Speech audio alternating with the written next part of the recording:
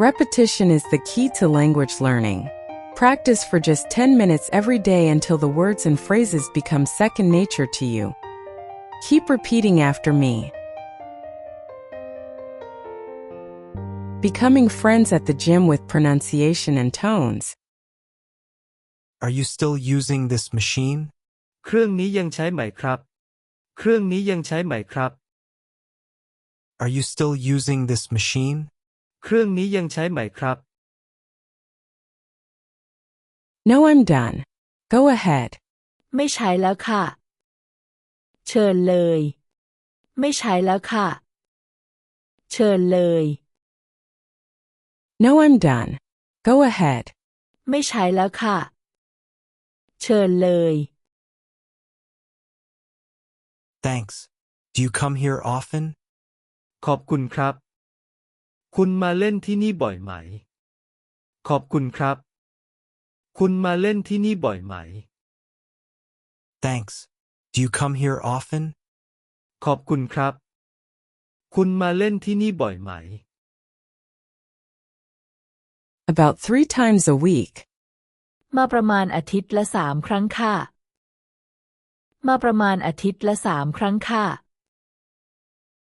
About 3 times a week.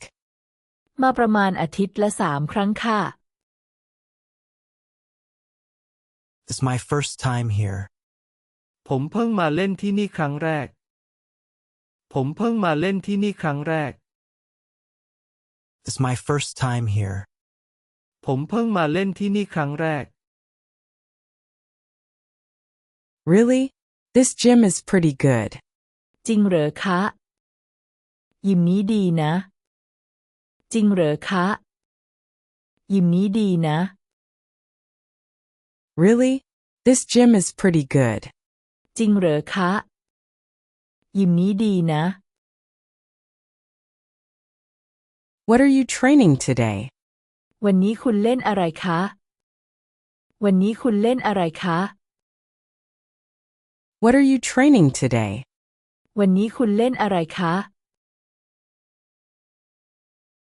Chess today. วันนี้เล่นนอกครับ วันนี้เล่นนอกครับ Chess today. วันนี้เล่นนอกครับ Oh, same here. โอ้ เหมือนกันเลยค่ะ โอ้ เหมือนกันเลยค่ะ Oh, same here. โอ้ เหมือนกันเลยค่ะ How long have you been lifting? คุณเล่นเวทมานานหรือยัง คุณเล่นเวทมานานหรือยัง How long have you been lifting? คุณเล่นเวทมานานหรือยัง About 2 years. ประมาณ2 ปีค่ะ ประมาณ2 ปีค่ะ About 2 years. ประมาณ2 ปีค่ะ Can I work in with you? ผมขอเล่นด้วยได้ไหม ผมขอเล่นด้วยได้ไหม Can I work in with you? ผมขอเล่นด้วยได้ไหม Sure. How many reps per set? ได้ค่ะ เซตละกี่ครั้งคะ ได้ค่ะ เซตละกี่ครั้งคะ Sure. How many reps per set? ได้ค่ะ เซตละกี่ครั้งคะ About 10 reps.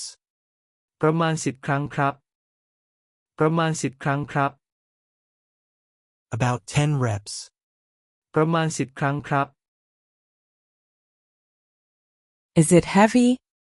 หนักไหมคะ หนักไหมคะ Is it heavy? หนักไหมคะ A little. นิดหน่อยครับ นิดหน่อยครับ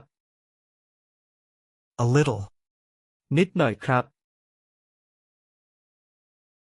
Can you check my form? ช่วยดูฟอร์มให้หน่อยได้ไหม ช่วยดูฟอร์มให้หน่อยได้ไหม Can you check my form? ช่วยดูฟอร์มให้หน่อยได้ไหม Your physique is great. หุ่นดีมากเลยหุ่นดีมากเลย Your physique is great. หุ่นดีมากเลย How many days per week do you train? คุณเล่นเวทกี่วันต่อสัปดาห์ คุณเล่นเวทกี่วันต่อสัปดาห์ How many days per week do you train? คุณเล่นเวทกี่วันต่อสัปดาห์ I come work out. ผมมาเล่น ผมมาเล่น I come work out. ผมมาเล่น About 5 days a week. อาทิตย์ละประมาณ5 วันครับ อาทิตย์ละประมาณ5 วันครับ About 5 days a week. อาทิตย์ละประมาณ5 วันครับ I want to build muscle. ผมอยากเพิ่มกล้าม ผมอยากเพิ่มกล้าม I want to build muscle. ผมอยากเพิ่มกล้าม I'm trying to lose weight. กำลังลดน้ำหนักอยู่ กำลังลดน้ำหนักอยู่ I'm trying to lose weight. กำลังลดน้ำหนักอยู่ Did you come alone? คุณมาคนเดียวหรือ คุณมาคนเดียวหรือ Did you come alone? คุณมาคนเดียวหรือ Yes. ใช่ค่ะ ใช่ค่ะ Yes. ใช่ค่ะ Do you want to eat after training? หลังเล่นไปกินข้าวไหม หลังเล่นไปกินข้าวไหม Do you want to eat after training? หลังเล่นไปกินข้าวไหม There's a good protein shake shop nearby. ใกล้ๆนี้ มีร้านโปรตีนเชคดี ใกล้ๆนี้ มีร้านโปรตีนเชคดี There's a good protein shake shop nearby. ใกล้ๆนี้ มีร้านโปรตีนเชคดี I have a little thing to do today. วันนี้มีธุระนิดหน่อย วันนี้มีธุระนิดหน่อย I have a little thing to do today.